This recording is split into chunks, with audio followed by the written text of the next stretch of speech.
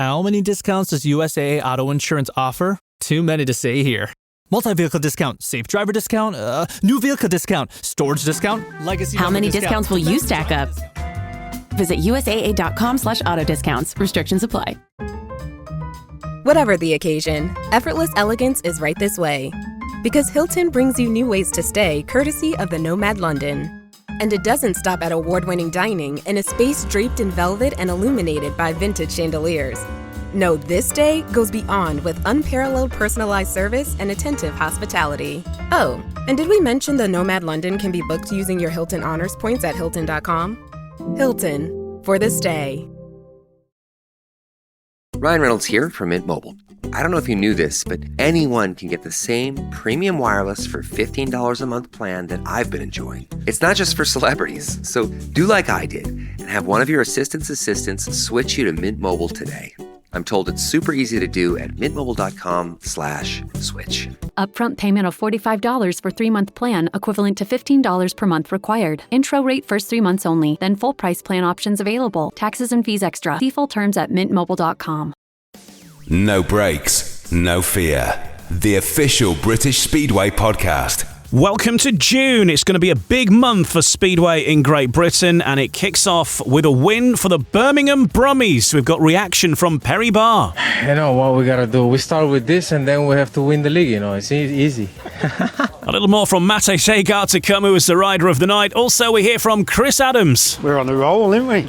So, up to Belle Vue on Thursday. So, let's concentrate on the next one now.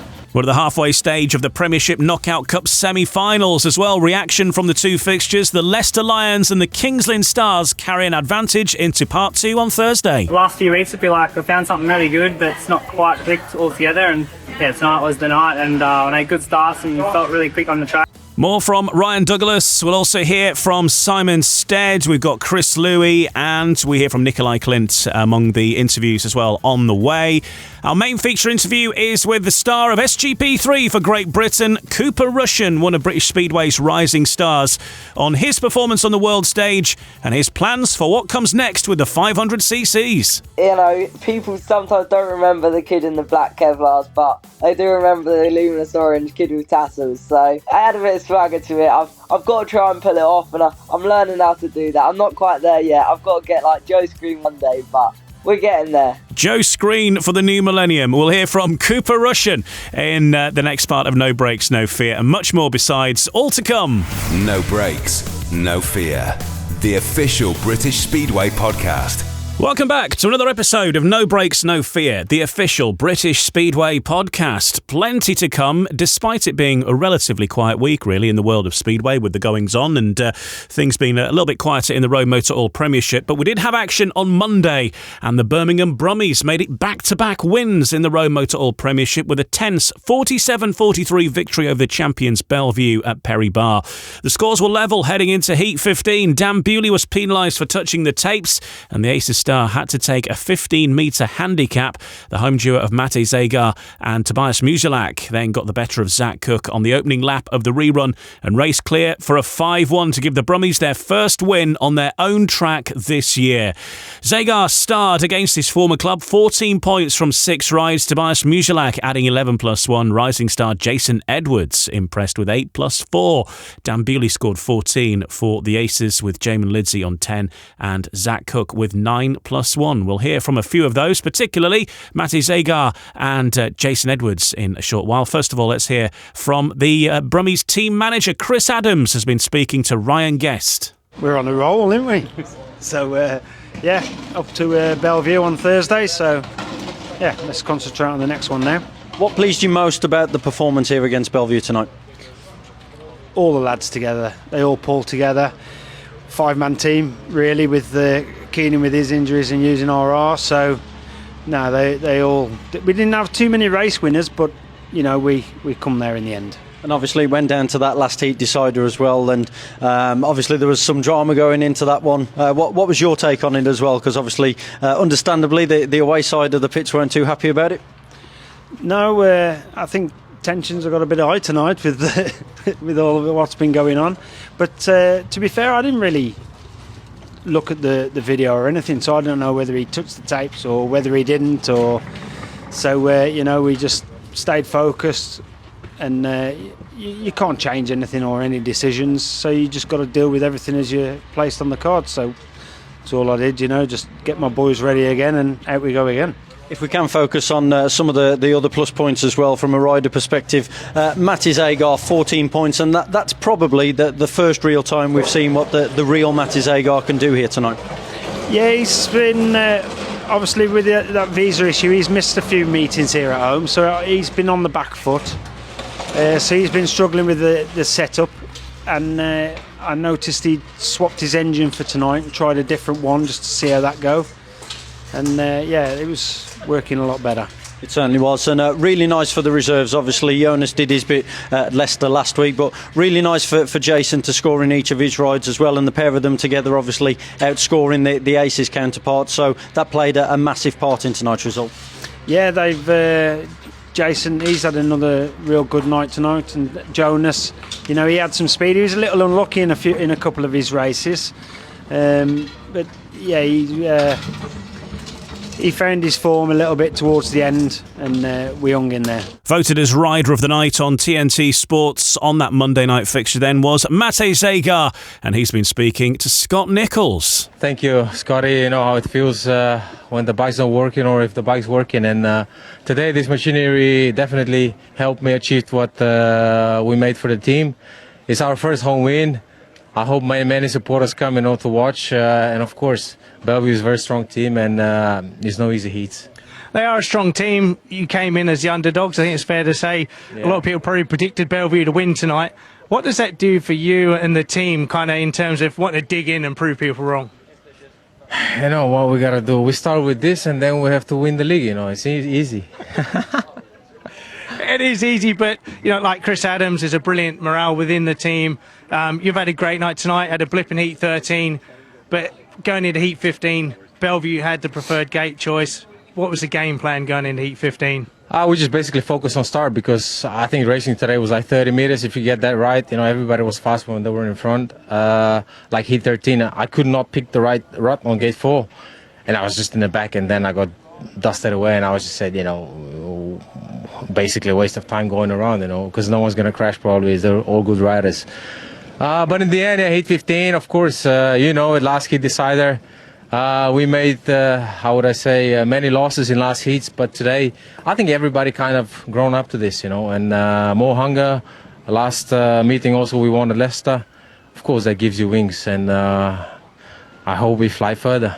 So in a meeting as close as this, it was a full team performance that made the difference, including at Rising Star with Jason Edwards, a crucial performance, a paid 12 points at reserve for Jason Edwards in that fixture, and he's had a quick chat with Abby Stevens on TNT. Yeah, and Birmingham winner meeting at home, first one of the year. Everyone's gone away happy, and I haven't heard the crowd be that loud all year. So do you know what I mean? Speedway's the winner tonight for us. Oh, such a good result, but you just do your job, and you do your job really well, and sometimes you go under the radar, and I'm glad to see you getting the limelight, under the spotlight, literally under the spotlight here. Yeah, it's a bright old light, isn't it? But no, like I say, it's always nice to do it on the telly, but like I say, for the main thing for Birmingham Speedway, obviously in the last year, do you know what I mean? We needed it. Yeah. So I know we're still last in the table, but we're on 4 and we're joint, so no, the only way's up.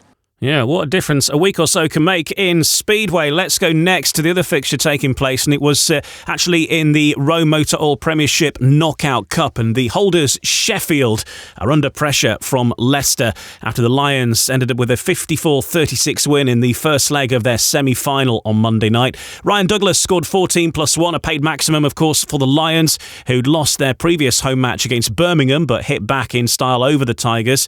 Ryan Douglas completed a full house with a win over Jack Holder and Josh Pickering in Heat 15, whilst skipper Max Frick picked up 10+1 and reserve Drew Kemp with 8+1, involved in 2 key 5-1s in the closing stages of the meeting.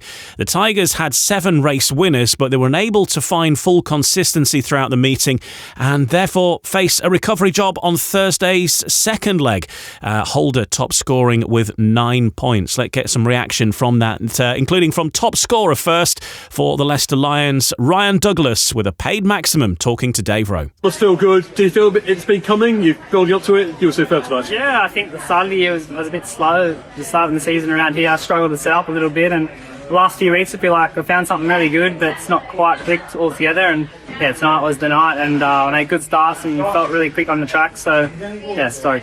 There were some big races there, and I think the one that stands out is when you were team riding with Drew Kemp against Josh Pickering, who's a really good from the back. So that took some doing. Yeah, for sure. Just after that track game, there's a bit of water and weird places, and I was kind of getting up the inside. But every time I seen Drew, so I thought, if you just let him into the corner, and we kind of blocked Josh out. So yeah, thankfully that worked, and very different to last Monday's meeting. Evening meeting, obviously track conditions very different, but in all, the team as a whole really enjoyed the floor tonight. Yeah, it was good. Obviously struggled last time and lost to Birmingham, so we wanted to put that right, and I think the track kind of allowed us to do that tonight. It opened up a few more options, so I think Stuart's pretty confident now we can get the track how we wanted, and yeah, obviously a good team like Sheffield to do a win like that is great for the team. Yeah, you've got an 18-point lead to take to Sheffield on Thursday night. Obviously they are very strong at home, so it's still not going to be easy, but it gives you something you can defend, surely. 100%, but I think we're going to need nearly every point from there. They've been really strong at home, so fingers crossed we can get off to a good start. It'll make it hard for them and keep us in the meeting at the end. That's all you. Well done, great performance. Thank you. Thank you. So there's Ryan Douglas, and a big performance from him and a big performance from the Leicester Lions. They go in to the second leg on Thursday at Sheffield then with an 18-point lead. However, the Sheffield Tigers have hit 57 points in all but one of their home meetings this season. So it sets it up to be an interesting chase down of that total. Will it be too much though? We'll find out in due course. Let's get the thoughts now of the Sheffield team manager Simon Stead. Tough, obviously knockout cup, you don't have the opportunity for attack sub, so you can sort of get themselves back in there, and we had a couple of boys struggling, so but it'll be the same on Thursday. They're going to be in the same position, so let's concentrate on what we can do, not what's happened. Would you be fairly happy if you saved 8-10 points, and then unfortunately for you, Drew Kemp stepped up in the final few races and that really took it away some more? Yeah, look, looking back at it, yeah, of course I'd been happy if we kept it closer, but we know the job that we've got to do now, so it's all over to us. So let's carry on what we've been doing at Sheffield. We've been dominant. We've been good at Sheffield so far this season. We've been strong, so we need to continue what we've been doing there, and hopefully we've got first few heats, bring it back, and once we've got that momentum, then we'll finish strong and hopefully we can do the job. Gates 1 and 3 seemed a big advantage tonight, and obviously when Leicester had it, they maximised. You came back a bit with a couple of 4-2s, but did those games make a big difference? I think they did early on, but look, I just don't think we were quite at it tonight. It's a tough place to come.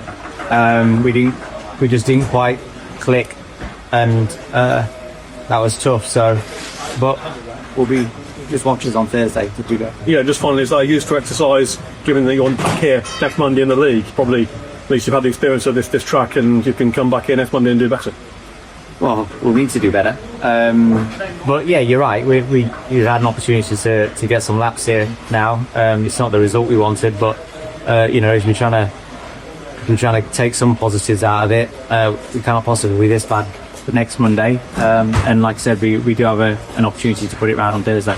Good luck, thank you. Cheers. Cheers, Dave. Cheers. Yeah, busy time for the Sheffield Tigers. In action next then on Thursday night, and that is a fixture you can see live on BSN for the second leg of the Knockout Cup semi-final. Sheffield Tigers 18 points down against the Leicester Lions. Will Sheffield be able to chase that one down? Will the Lions march through to a cup final? We'll find out on Thursday. Next up to the other semi-final, which took place at the Adrian Flux Arena, and the Kings Lynn Stars established a 6-point advantage over their local rivals Ipswich to leave their Premiership KO Cup semi-final well poised ahead of Thursday's Vauxhall return. The Stars won 48-42 at the Adrian Flux Arena. Czech racer Jan Kvek starring at reserve with 16+1. Chris Harris dropped just at 2 points as he scored 13 from 5 rides. Kvek and Harris teamed up for a vital 5-1 in Heat 14 to build the lead again for the home side after the Witches had worked hard to get back level from 6 down as they went into the closing stages. Richard Lawson with 9 was the Stars' other main scorer. Emil Sayfutinov collected 11+1 for the visitors, with both Tom Brennan and Danny King notching 10. Let's get some reaction from that one then. First of all, from the Kings Lynn Stars team captain Nicolai Klindt talking to Mike Boswell. Even though they didn't have Dan Thompson and Jason in the team, they still gave us a hell of a fight. But we knew that before we went into this meeting. They're good around here. We had Jan at reserve, and Bomber had a really good night. So it was a team effort, definitely, and we pulled away with a 6-point lead. And everyone seemed to be in with it. What's the morale of the team after this? Yeah, great. Like Peter came in, did a really good heat 8. Of course, he's disappointed with his other rides. I think the chemistry we have in our team is good. Everyone is getting on. Everyone is helping each other, and that's a key factor, especially on a night tonight. And finally, you go to Ipswich. You were going to be riding at one time for Ipswich in a track you like? Yeah, it's a track I enjoy. You can see on my score last time. before the last 3 heats, I was doing really well, and it is a track I enjoy riding at. It's a track I like, a track that suits me, I would say. So it's another one I'm looking forward to. And it looks as if, with the tight scoreline, it could be Kings Lynn or it could be with the Witches. Who knows? It could, and I think when we went there, we was leading, we was level, and then we dropped away, or fell apart rather, in the latter stages of the meeting. Leicester went there the other night, beat them, so I can't see why we can't do the same. So, yeah, it's been done. Of course, the Ipswich Witches may be under a little bit of pressure at the moment due to their injuries. We can get an update on the situation with those and the thoughts of the Ipswich promoter, Chris Louis, also with Mike Boswell. Yeah, look, we're struggling through, obviously, the couple of injuries we've got. And I thought the whole team gave 100%, did well. Kings Lynn are getting better, I think. So, to come here and lose by 6 leaves it wide open for us at home. Of course, we've still got to do the job there, and it's by no means a certainty. But, we're leaving here confident we can do the job on Thursday. And with that, obviously there is that 6 points, but there's going to be a lot of anticipation at Fox. Also great to see a Speedway crowd anticipating the local derby from tonight and people having to wait to get in. It's good. It's good for, obviously, all clubs. We need big crowds at every club. So, hopefully it'll be the same on Thursday. I'm sure Kings Lynn fans will come along in anticipation that they can hang on to their lead, and we've got to make sure they don't. Absolutely, of course, also to play with. And just one final question. Obviously, there's injuries that are happening at the moment. Any progress, any updates on them? I think end of next week we'll be able to say with hopefully a certain amount of accuracy how long they'll be. Very hopeful we're talking weeks, not months. Looking at the week ahead in the ROWE Motor Oil Premiership, Belle Vue seek to turn the tables on Birmingham after that 4-point defeat on Monday. The sides meet again in Manchester this Thursday. So that's Thursday night Speedway at the National Speedway Stadium this week. Meanwhile, the second legs of the KO Cup semi-finals take place. Leicester are 18 points up on the holders Sheffield. They head to Overton. Kings Lynn visit Vauxhall with a 6-point advantage over Ipswich. And then it's back to league action in the ROWE Motor Oil Premiership on Monday, with the Lions and Tigers meeting again, of course, this time in the league at the Hydroscand Arena, Beaumont Park. And Kings Lynn host Birmingham, with the Brumies' recent wins taking them level on points with the Stars in the league tables. That one's fairly close there, down the bottom end of the ROWE Motor Oil Premiership. And that's how things look for the next week ahead. In the next part of No Breaks, No Fear, we turn our attention to the future. And another rider who is looking to make his mark in Speedway is Cooper Rushen. In fact, this week he's also on the cover of the Speedway Star because he was involved in SGP3, which is the world 250cc final, if you like, and he did very well, finished 5th in that, and now setting his sights on the 500cc form of the sport, and he's made a great start to life at that level as well. We'll speak to Cooper Rushen, a rising star of British Speedway, next on No Breaks, No Fear. No Breaks, No Fear, the official British Speedway podcast. Welcome back. I'm Ian Brannan. Right now, let's turn our attention to the rising stars of British Speedway, and one of those is Cooper Rushen, a name you're going to be hearing quite a lot of over the next year or two, I imagine, as he makes his way into the top levels of British Speedway. He is the British 250cc youth champion, and he's now moving into the 500cc's, but he's just rounded off his 250cc career competing in SGP3, which is basically the 250cc under 16 world final, and lots of the sport's rising stars come through this level before moving on to the 500cc's. Cooper was one of 16 riders from 10 different countries taking place in the SGP3 event, which was part of the Grand Prix weekend in Prague, and he finished in 5th place. Had to go for a runoff for the bronze medal, but well done to Cooper Rushen, mixing it with the sport's best upcoming stars from around the world. And Cooper joins us now. You've been a very busy boy, travelling around Europe to get to this meeting, of course, which is the size of Speedway that people don't see. They see you racing the bike. They don't see the hours and the journey that goes into it. But before that, you had to qualify as well, leading up to it. So it was a bit of a quick turnaround, wasn't it? You're qualifying midweek, and then the main event was in Prague on the Saturday, and you had to get prepared for that. So it's been a busy time for you travelling there and back and competing as well. But fun, I'm sure. It's been pretty crazy, you know.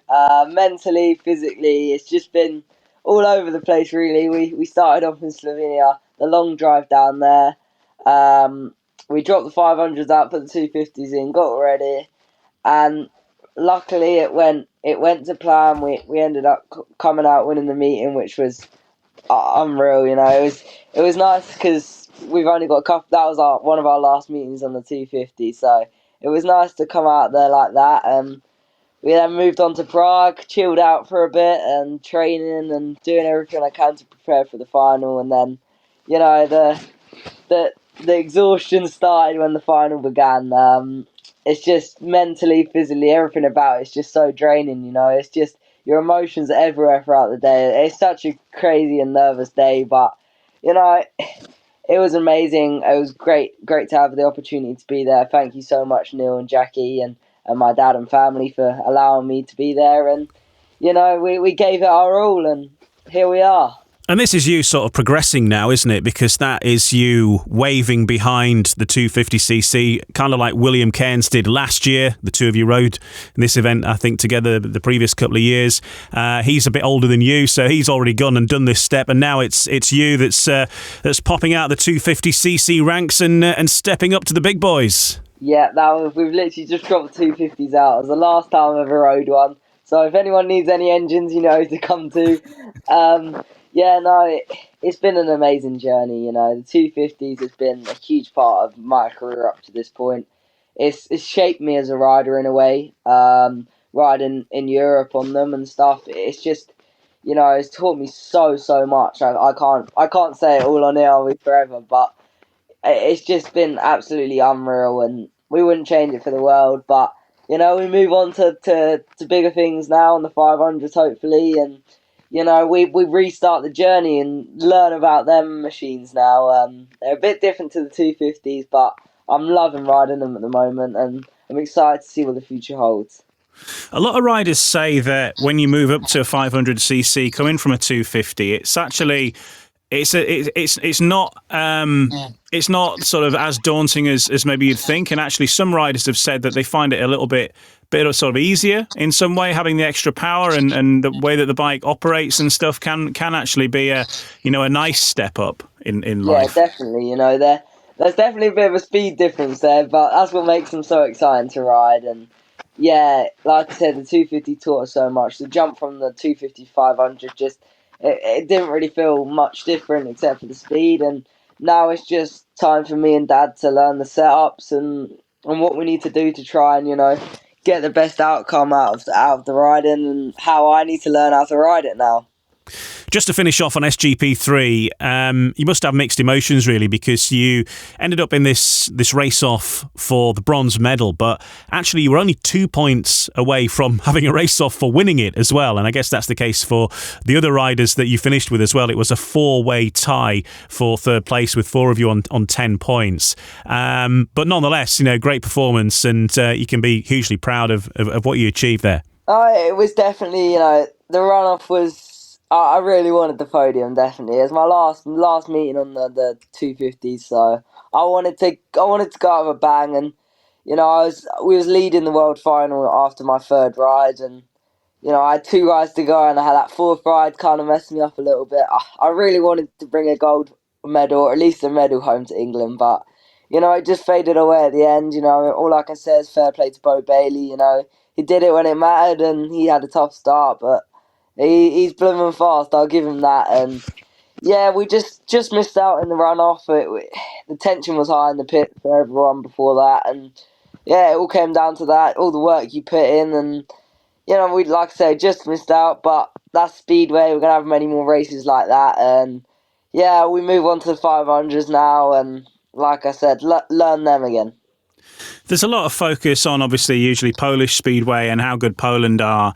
But when you look at the youth ranks now that you're used to, it seems, looking at the results, that some of the old school nations are coming back. Like the Danes, for example, are up there, not just in this year, but the previous year. Obviously, Mikkel Andersen did well in the SGP2 qualifier in Glasgow the other week. Bo Bailey, as you mentioned, an Australian rider. We've got Carlos, who finished 4th. He's a German. Yourself. And it's not all the Poles. You've got to look down the list, and I think the highest finishing Pole in SGP3 was finished in 10th in the end. Yeah. It's great to have. I think there was 10 nations in it this year out of 16, which is unreal, really. That's what we want. And yeah, some of the riders in there might be in the Grand Prix one day, and it's great to see that the young talent are coming through. And I've learnt so much of them boys. They're just so fast, and hopefully we can all progress up in the sport together and see who comes out on top in the future. Absolutely, and you've got to have a bit of swag about you, Cooper. You've got the old school tassels on there, which I know that wasn't lost on Kelvin Tatum and Chris Louis on the coverage on TNT on the weekend as well. I think they appreciated that, and hey, you've got to be a good rider to carry it off, and you do that. You do that very well. It's good to see the tassels coming back. Well, yeah, definitely. You've got to stand out. People sometimes don't remember the kid in the black Kevlars, but I do remember the luminous orange kid with tassels. So, that's the cool thing about it. And I love riding in them. It's just that they add a bit of swagger to it. I've got to try and pull it off, and I'm learning how to do that. I'm not quite there yet. I've got to get like Joe Screen one day, but we're getting there. How's your wheelie game? Are you Joe Screen in that vein as well, or do you keep it on 2 wheels? Joe will always have one up on me on that, that's for sure. I'm never going to be as good as a wheelie as he is. I don't think anyone will. I'm not a wheelie man myself, because I don't fancy snapping any frames or flipping it. So who is your sort of idol, if you like, then the rider that you sort of look out for? Is Joe Screen one of those, or are there others? He's got to be up there. He does it in such style, and another man in the more modern day is Patrick Dudek.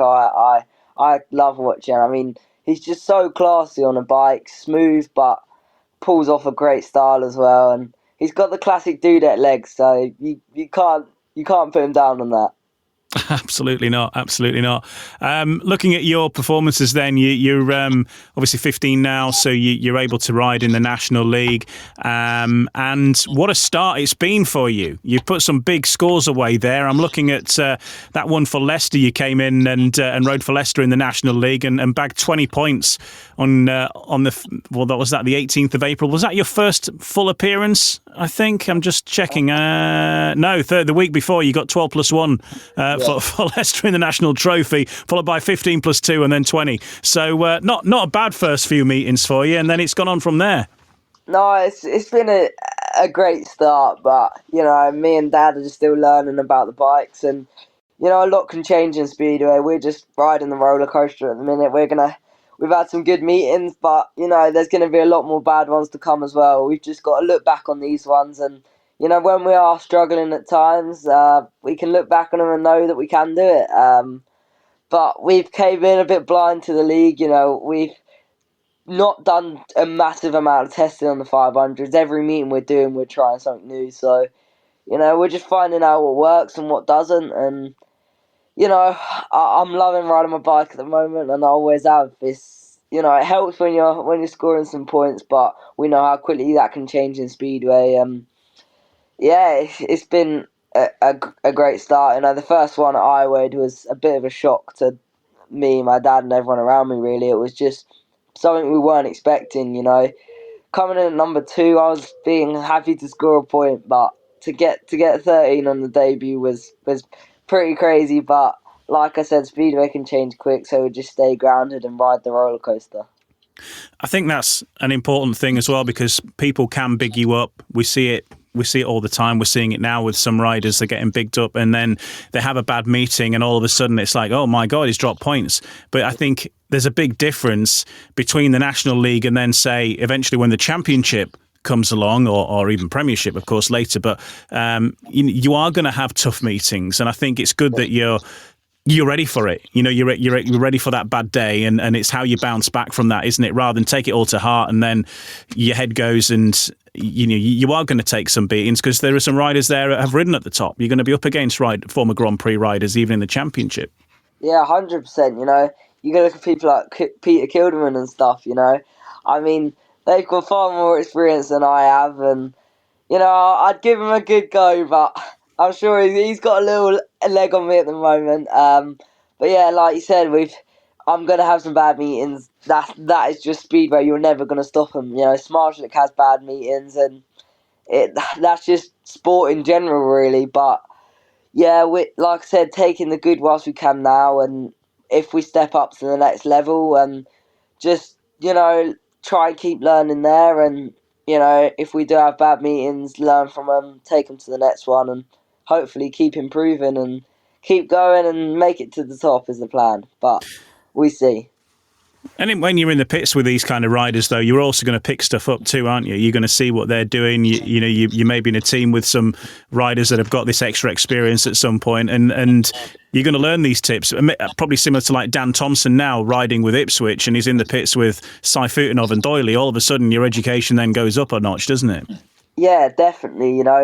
It's even though I've been in teams with Darryl Richins and Ben Morley and people like that who are older than me, and even people like that, you speak to them after they've gone out before you, and they just have so much knowledge with the bikes. And as you step up the leagues, it's just, yeah, like I said, there's going to be a lot more experienced people where you can learn from. And as a youngster, that's what we all need to do. That's the aim for everyone. Just keep learning and keep progressing forward, because you can never learn enough in this sport. There's so many different setups and stuff, but at the end of the day, you just got to find what works for you. And like I said, we see what the future holds and keep learning and enjoying riding my bike. Concentrating then on the National League. It's going well for you at the moment with Leicester. So there's 2 National League level trophy, competitions now. So you've got the National League and the National Trophy, and you can ride for different teams in those. So they're sort of same level but different competitions, I suppose you'd say. And as of this moment, you've got an average of 11.43, it says, for the National League at the moment, an unofficial average. So it's that's just a sort of a demonstration of how well it's gone. You posted 20, 14, 12, 11. You've had paid double figures at the very least in every meeting, even if you've been guesting for the majority of those elsewhere. So certainly for the National League experience, you must be happy with how things have been going there so far.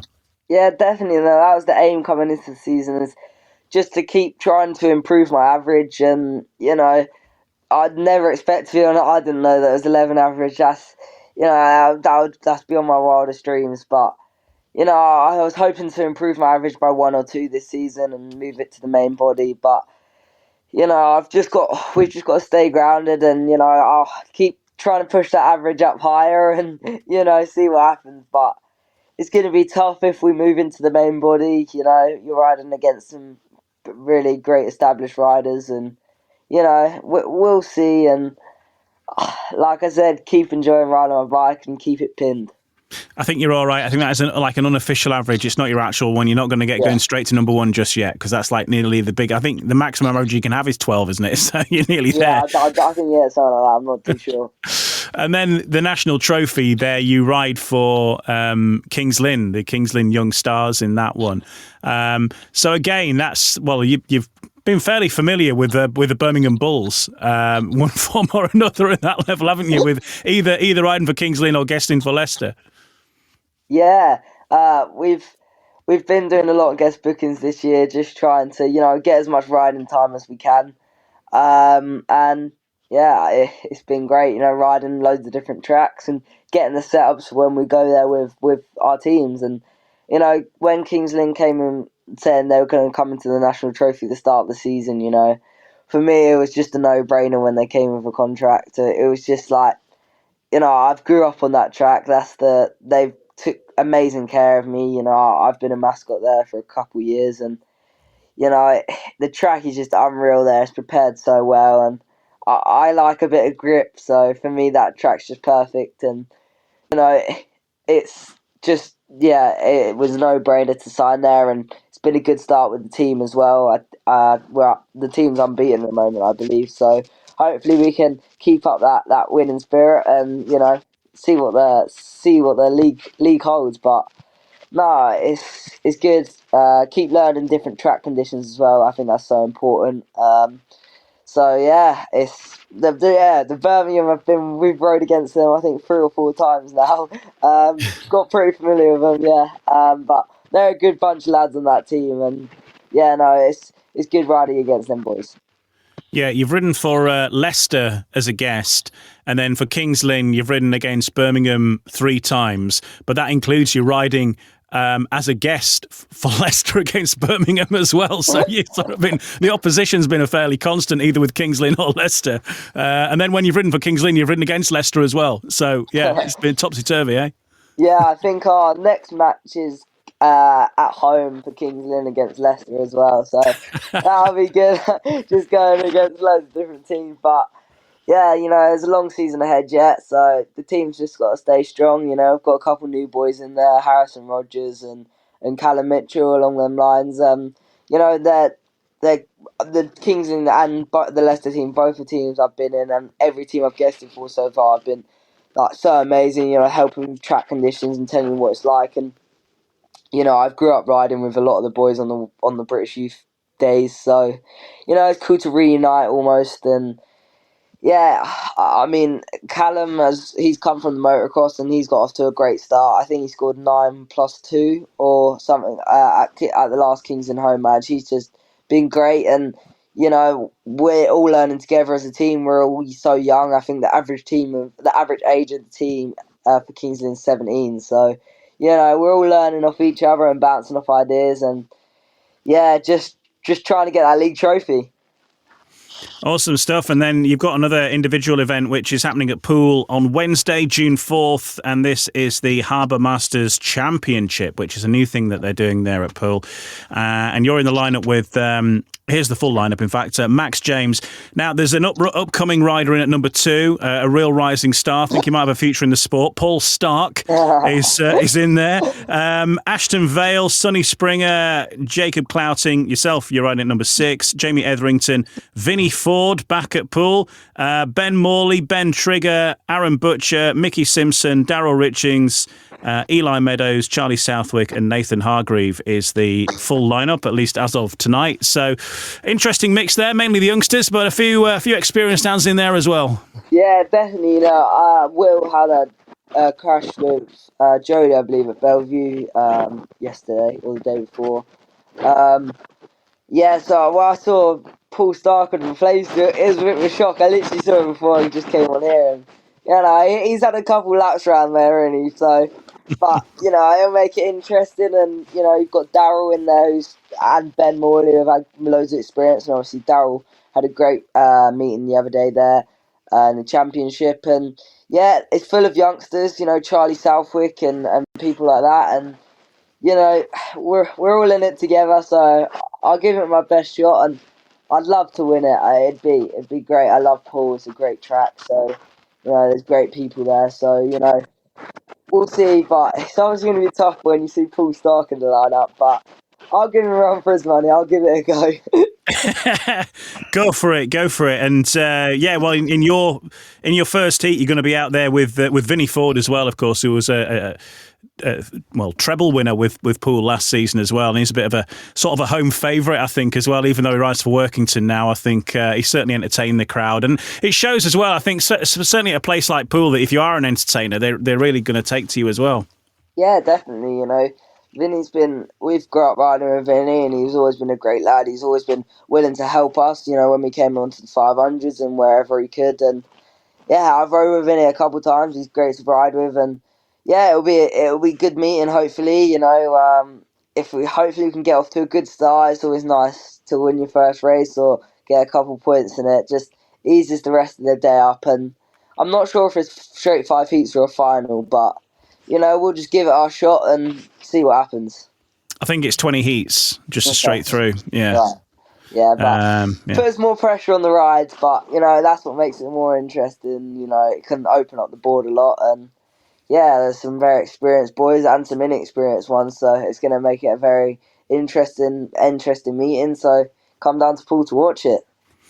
Absolutely. So, and what's the plan for you besides that now? Obviously, SGP3 is out of the way. So, the Youth Championships, are they on your agenda this year for the 500cc now? Yeah, I think we're going to do as many as we can of them, but I don't think we can do all of them just because we have so many national league meetings and meetings that all around, really. It's a very crazy season up ahead, but yeah, I'm just looking to progress for the rest of the season, and I think maybe just keep practicing, keep learning, and ride the different tracks.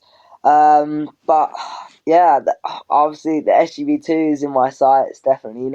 Now I've had the experience of the SGV3, you want to get it again. It's such a cool experience and one that we'll never forget. So if we can get it in the next couple of years, I'd be buzzing. Great, we've got Britain there and Jake Mulford this year. Jake's been absolutely incredible with us, with helping with the 500s, and we've grew up with him on the grass track. He's an absolutely amazing lad, and he deserved it to get in there, and I hope he has a great season in it, and hopefully I can follow his footsteps. Yeah, absolutely no reason why not. And that kind of duck's been broken now as well, with British riders that for years went through when we sort of didn't have one, and then Leon Flint cracked it last year, and now Jake Mulford's done it again. And so, yeah, absolutely, there's a path there. A word for your dad as well, because obviously he's there with you every step of the way, getting you across Europe, but getting the bikes sorted and helping you in the pits as well. It's a real family little business, isn't it, between you, and you both, as you say, you've touched on a few times in this chat as well, that you're both learning your way through it now. Yeah, definitely. I couldn't do it without him.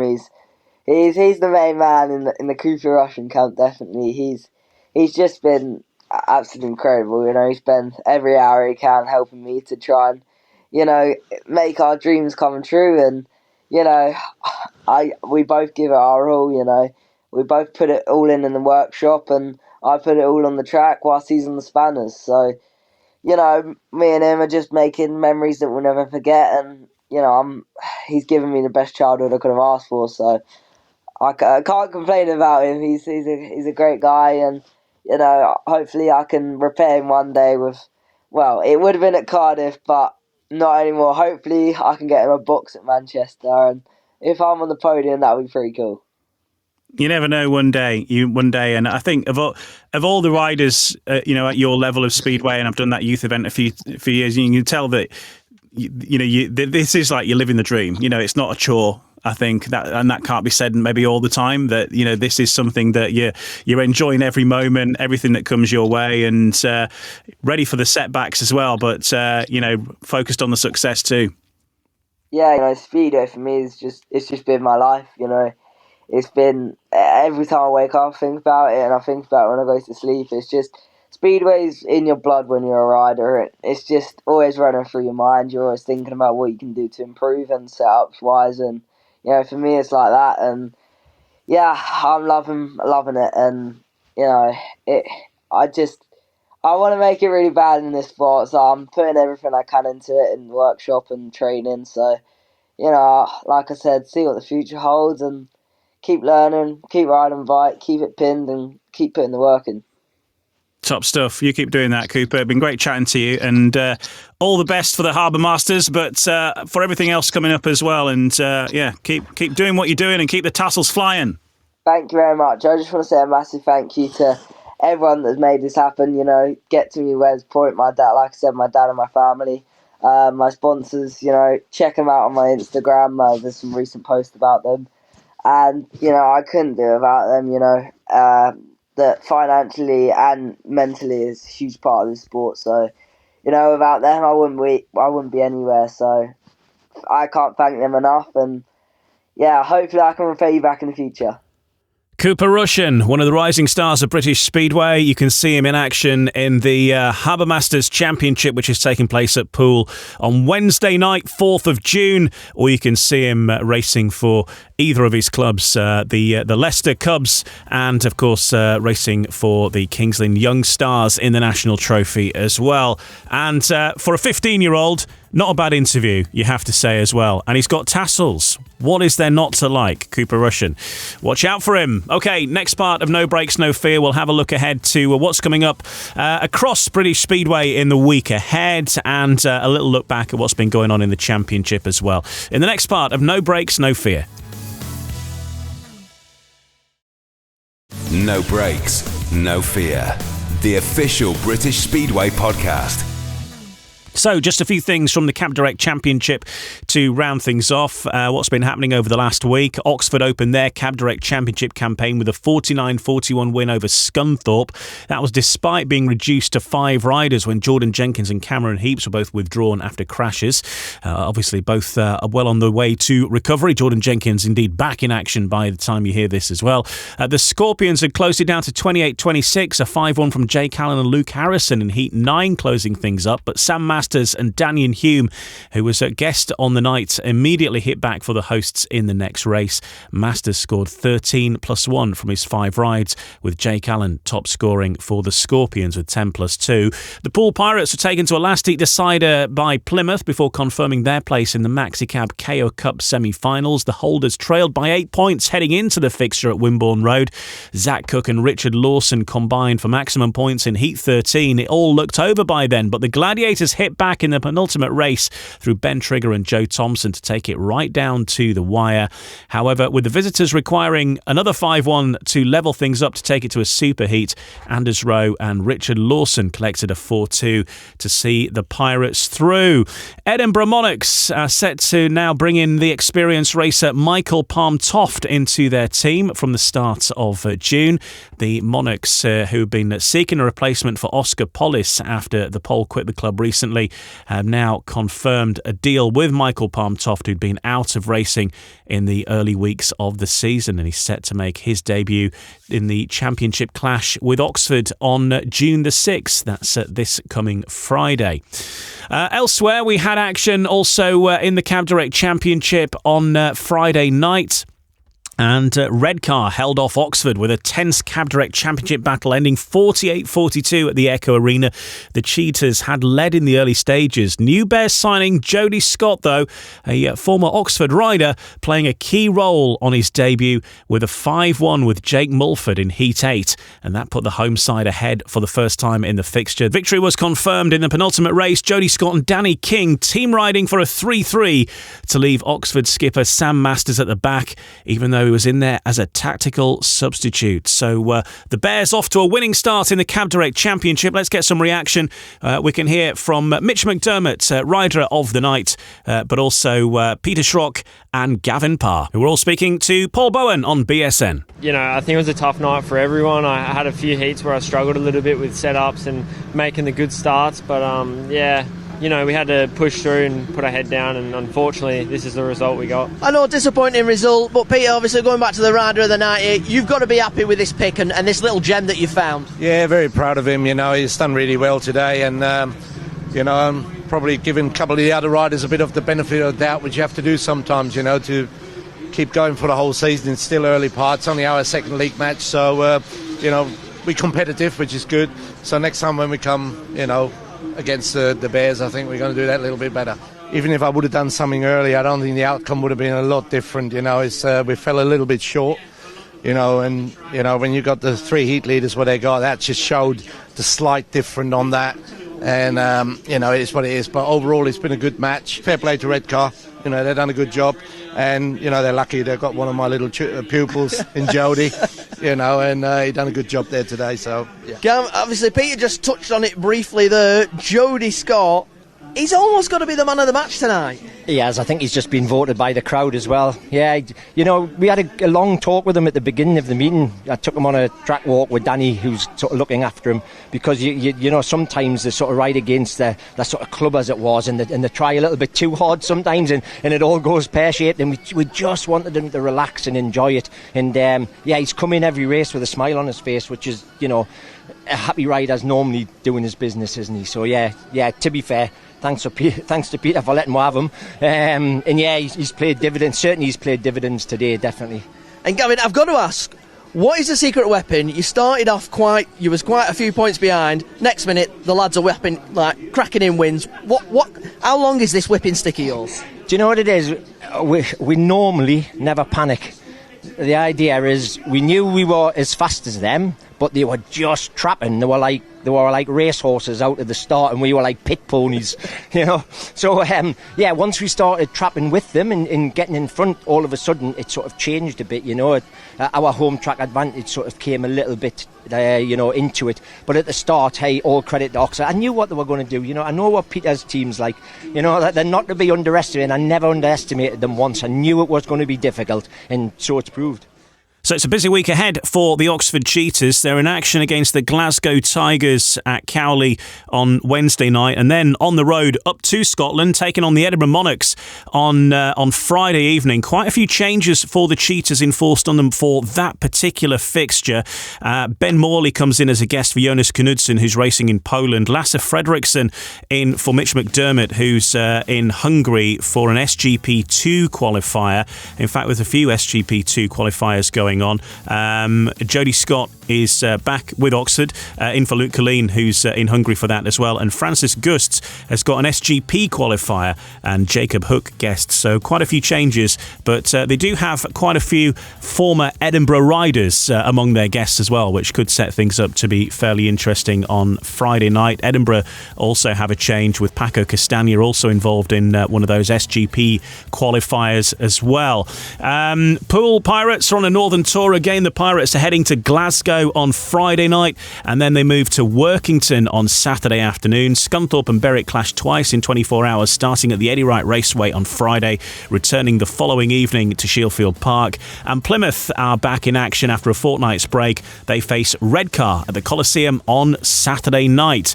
A look ahead to the National Development League and the National Trophy latest. A big meeting at Wimborne Road, as we know, on Wednesday. The Pirates hosting the Harbour Masters Championship. It's their event in the National League Riders Development Individual Series. A top lineup there, as we touched on earlier: Max James, Ashton Vale, Sonny Springer, Jacob Clouting, Cooper Rushen, who we had on the show earlier on, Vinnie Ford, Ben Morley, Ben Trigger, Aaron Butcher, Mickey Simpson, Darryl Richings, Eli Meadows, Charlie Southwick, and Paul Stark in that one as well. So that is taking place on Wednesday.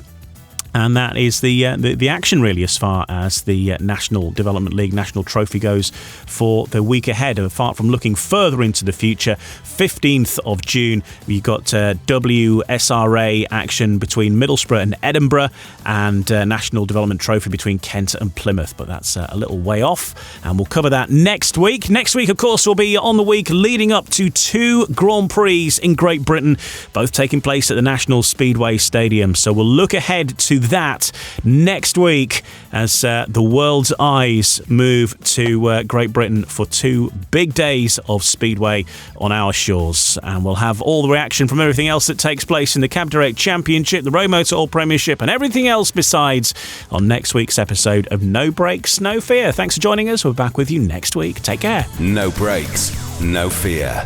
The official British Speedway podcast.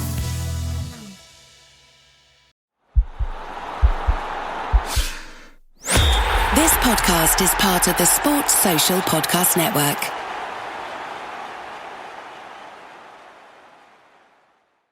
Hey y'all, life's journey is filled with change, growth, and exciting new chapters. Whether you're welcoming a new family member, stepping into a new city, or chasing after your biggest dreams, you need a ride that's built with more space for the grand challenges ahead. The Toyota Grand Highlander is made for those who embrace every twist and turn. With advanced safety features, innovative tech, and a bold, sophisticated design, it's the SUV that adapts with you with room to spare. This spacious beauty seats up to 8, gives you up to 97.5 cubic feet of cargo space, and has a diverse engine lineup, available in gas or hybrid options, including the powerful 362 horsepower Hybrid Max. Plus, available all-wheel drive means you'll have confidence no matter where life takes you. Ready to take on your dreams? The Grand Highlander is more than a vehicle. It's your partner in embracing all life throws at you. From daily routines to unexpected adventures, it's up for every grand challenge. Learn more at toyota.com/Grand Highlander. Toyota, let's go places.